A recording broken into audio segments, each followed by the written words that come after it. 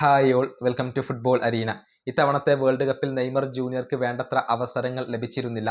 മാത്രമല്ല, ഹൃദയം തകർന്നുകൊണ്ടാണ് അദ്ദേഹം തൻ്റെ വേൾഡ് കപ്പ് കരിയർ അവസാനിപ്പിച്ചത്. ഇനി ബ്രസീലിയൻ ദേശീയ ടീമിൻ്റെ ജേഴ്സിയിൽ താൻ ഉണ്ടാവില്ല എന്നുള്ള ഒരു വിരമിക്കൽ പ്രഖ്യാപനവും നെയ്മർ നടത്തിയിട്ടുണ്ട്. അദ്ദേഹം അതിൽ നിന്നും പിൻവാങ്ങും എന്നുള്ള ഒരു പ്രതീക്ഷയിൽ തന്നെയാണ് നെയ്മറുടെ ആരാധകർ ഇപ്പോഴും ഉള്ളത്.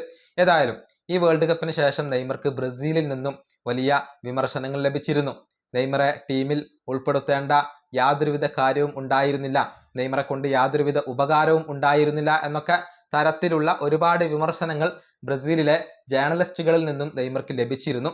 ആ വിഷയത്തിൽ അർജന്റീൻ മുൻ താരമായിരുന്ന സെർജിയോ അഗ്യൂറോ തൻ്റെ പ്രതികരണം രേഖപ്പെടുത്തിയിട്ടുണ്ട്.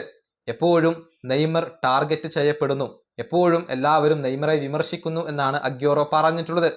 ഏറ്റവും മികച്ച താരമാകുമ്പോൾ ഇത്തരത്തിലുള്ള വിമർശനങ്ങൾ ലഭിക്കുന്നത് നാച്ചുറൽ ആണെന്നും അഗ്യൂറോ ഇപ്പോൾ കണ്ടെത്തിയിട്ടുണ്ട്. അദ്ദേഹത്തിന്റെ വാക്കുകൾ ഇങ്ങനെയാണ്: നെയ്മർക്ക് ലഭിക്കുന്ന വിമർശനങ്ങൾ സ്വാഭാവികമാണ്, എപ്പോഴും അദ്ദേഹം ടാർഗറ്റ് ചെയ്യപ്പെടുന്നു. ഇന്നത്തെ ബ്രസീലിലെ ഏറ്റവും മികച്ച താരം അത് നെയ്മറാണ്. മാത്രമല്ല, ക്ലബ്ബ് തലത്തിലും അദ്ദേഹം എല്ലായിടത്തും മികച്ച പ്രകടനം നടത്തിയിട്ടുണ്ട്. ഏറ്റവും മികച്ച താരത്തിനായിരിക്കും എപ്പോഴും ഏറ്റവും കൂടുതൽ വിമർശനങ്ങൾ ലഭിക്കേണ്ടി വരിക. അത് തന്നെയാണ് നെയ്മറുടെ കാര്യത്തിലും സംഭവിക്കുന്നത്.